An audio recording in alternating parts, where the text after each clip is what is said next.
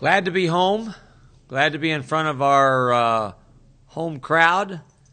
And we need to come out and play with a sense of urgency, a bit of controlled desperation, and find a way to get a win in San Diego against a good team. Don't let the record deceive you. So I believe that we will do all of the above. And the challenge is to back up talk with action. So we're looking forward to it. We're relatively healthy, and I think that we will be prepared to play. And hopefully we will do what we've done with a great deal of efficiency, and that's not allow ourselves to go back-to-back with losses. So, any questions?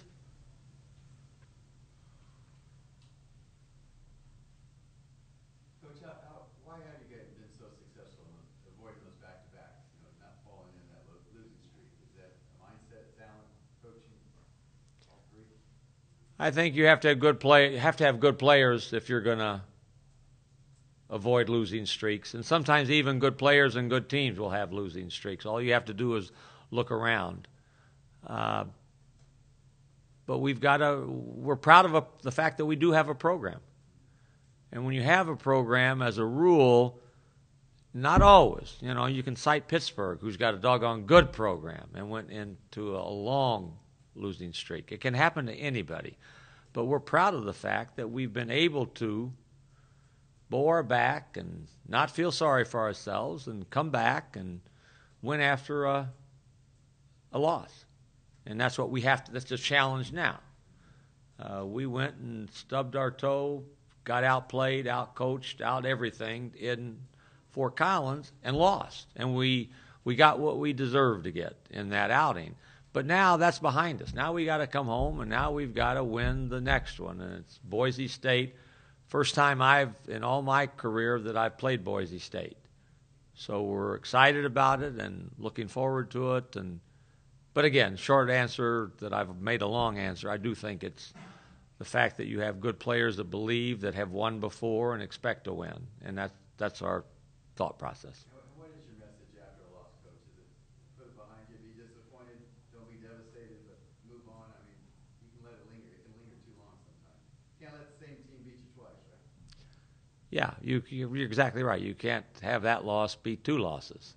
And we talk about that. But we also said in the locker room, you know how it is in a locker room when you don't win. Everybody, instead of dancing around, smiling, they're hanging their head and have their own thoughts. And they said, if you're not a little bit mad, if you don't have a feeling in your stomach that's knotting it up, then you should.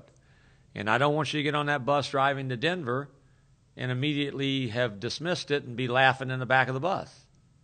But when we land in San Diego on Saturday night, we move forward. Now we're thinking about Boise State, and that's what you have to do. The old adage, forgive but don't forget. You forgive yourself a little bit, but don't forget what happened and why it happened. So that's our thought. What in particular at Boise State, Coach, that jumps out at you? Boise's had some significant injuries that have cost them either the season, broken foot for one player. Now they have a broken thumb. So they got two guys that were probably starters that are not there when they come in. They may later on get the young guy with the broken foot, but they've been hurt by injuries. They do have youth. They are now starting two freshmen that are very talented, but they're freshmen. They were very, very good record-wise in non-conference and have had a difficult time winning a league game. Again, we've showed our players clips of the Vegas game, the overtime loss that they had. They had the ball at the end of regulation to win the game. The TCU game, where they have the ball down 2 and miss a 3. So sometimes things happen where I know you know that records can be a bit deceiving. This team will play very hard. They shoot the 3 well. They can be a hard guard. And he has done a wonderful job at them believing still that they're going to win.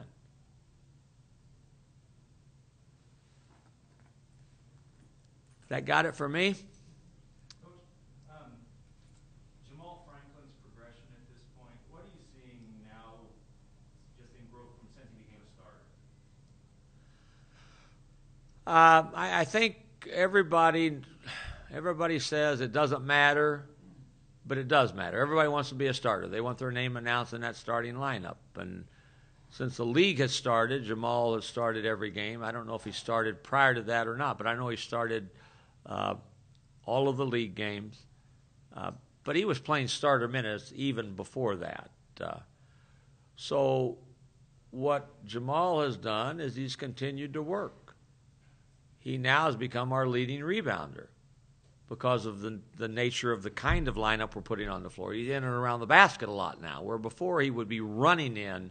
Now he's there quite often. So he's got stats that are pretty impressive. He's got to make sure that we cut down on the negative stats. A couple of shots that can be left on the drawing room board, a couple of turnovers that need to be eliminated. All those things come with maturity and time, and he's better, but yet these are part of the things that go hand in hand with being a responsible player that's getting lots of minutes and lots of shots. So there's growth, and there's need for continued growth. He's starting to get much more attention as this season's gone on. How do you see him handling that, and does that concern you at all, a young player getting that much attention? Attention, you mean from media?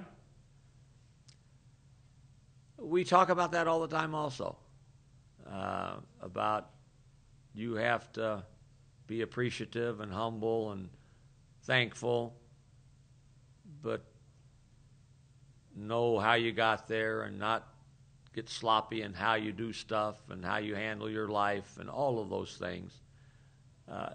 He's a bit of a gym rat, probably in the gym too much. So I'm not worried about his time away from me being in the gym. So I think he's done a pretty good job of being able to deal with everything that goes into a young guy's makeup when people start writing about you above the fold and wanting to have you on talk shows and radio. And Mike May's done a great job of kind of limiting who does it and not having everybody do it all the time. But we talk about it also.